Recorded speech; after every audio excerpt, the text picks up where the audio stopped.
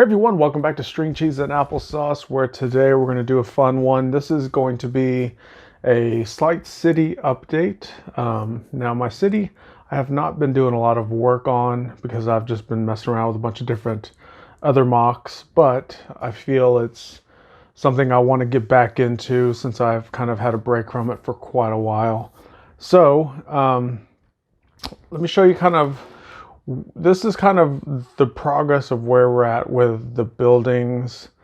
And then this is where I was. So what I'm going to do is walk you through a slight little history of my Lego city and kind of what I'm trying to accomplish with it in my update slash rework of it. So this is a building from my original Lego city. It's basically designed similar to the modular style buildings where each level comes apart like this, and then you can see inside of it. A couple things that are good about this is the fact that it does disassemble into smaller modules like that. The bad part about it, that something I want to try to get away from, is these base plates that they're built on.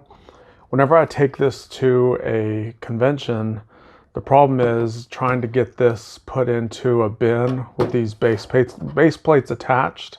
Sometimes it can get a little quirky on how to make these travel pretty well. So I'm trying to get away from that. In addition to getting away from the base plate system, is what I'm also trying to do is make the buildings look a little bit more weathered slash not as clean and pristine as this one is.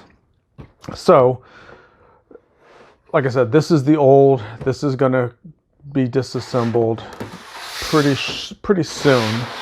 Here is a prototype that I worked on for a new system. So what I was really trying to work on is you can see obviously the colors. It looks a little bit more weathered. It's not as clean. You can see I even designed some missing pieces and different colored elements there, as well as at the top here. It's not all the same color. It's all meant to look a little bit weathered. In addition to that, I'm adding some more realistic type of details around, including, window units, some sort of conduits or drains. You can see there's a little power meter down there. So really kind of play with some different details on these to make them look a little bit older. What's also different about this one is it does not come off as a whole piece. It's actually one continuous building, I think, with the exception of the top.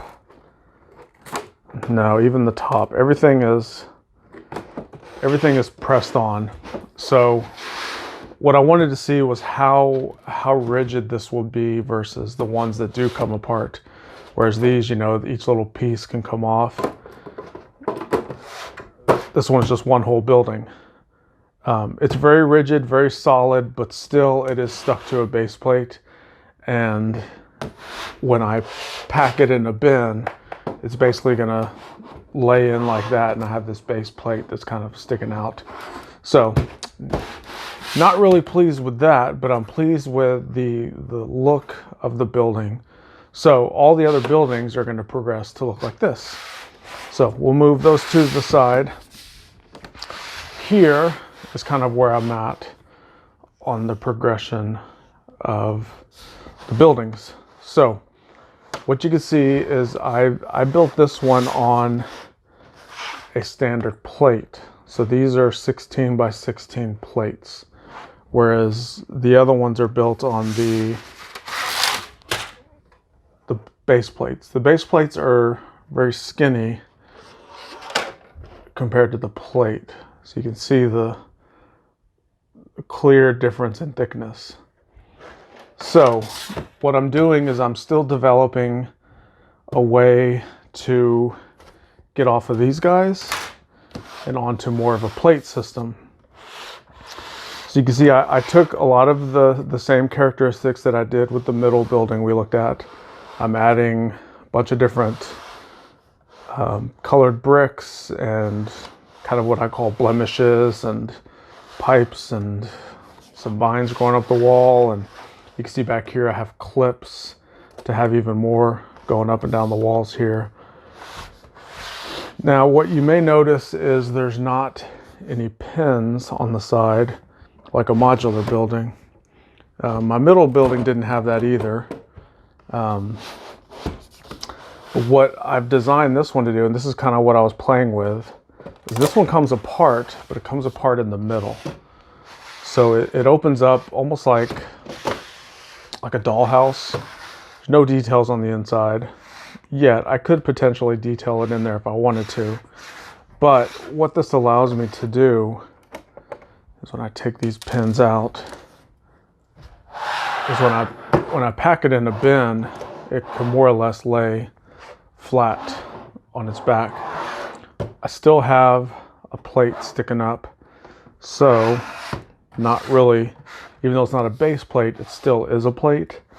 So I'm not really happy with that portion of it, which leads me to kind of where we're at in our development and where I'm going to take it to the next step. So I am going to move to a Mills plate system. So here's a standard Lego road plate. It has some tiles and stuff, and this is what I use in my Lego City. You can see it's very flimsy, and you're limited to kind of the way the road plate looks. What this is a Mills road plate system, which is basically a brick-built road plate. Interestingly enough, you can kind of see on the side here, I actually built it on top of a road plate. So, don't know if you can really see it or not, but it's a road plate on there. So basically all the studs that you see on the side here were used to attach the bricks. What's good about this is you can see as I hold it, it's very, very sturdy. What it also allows me to do is continue the look of the building of not being perfectly clean. And I can create a road system that has blemishes, it has potholes, and it has, under concrete brick exposed. I mean, there's a lot of cool stuff. And then I've always liked to vary the tiles on my sidewalks. So what I want to do is have this Mills system. And if you're not familiar with Mills, it's basically a modular system to where you can connect a bunch of different base plates together. So here's a standard Mills plate, and this is where you have your Technic bricks and pins. So you can see I can take these pins, put them in right here, and then my road plate has the same Technic bricks that line up to where that's where you connect the buildings versus the modular buildings where you actually connect to the building. This one you're connecting the plates.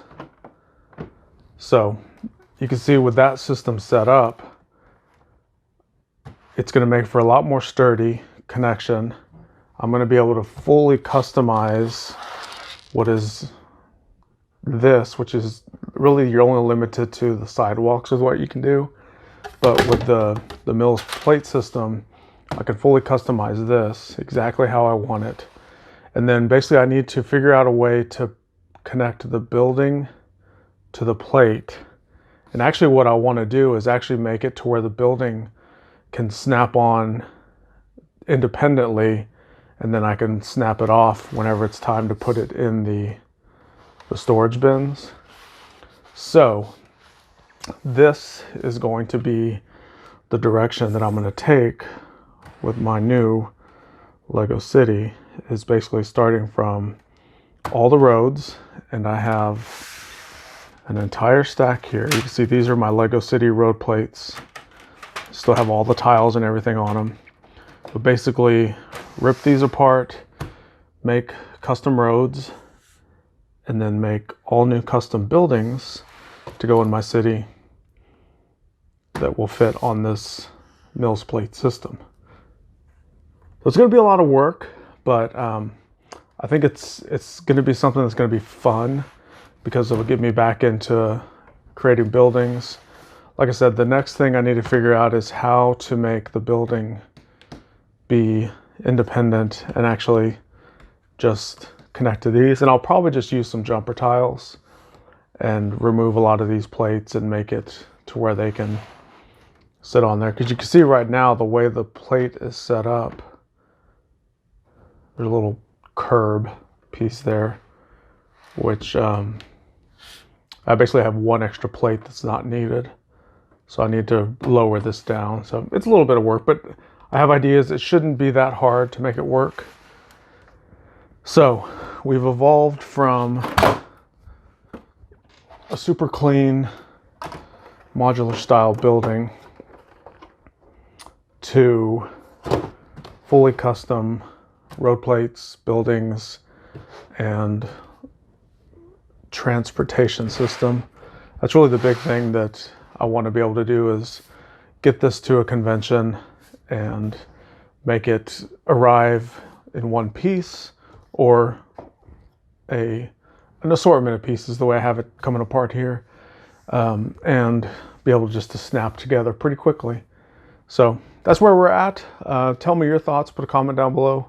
I'll be doing city updates as this progresses, but I just wanted to kind of quickly update where it's at and where it's headed. Thanks as always for watching. We'll see you in the future.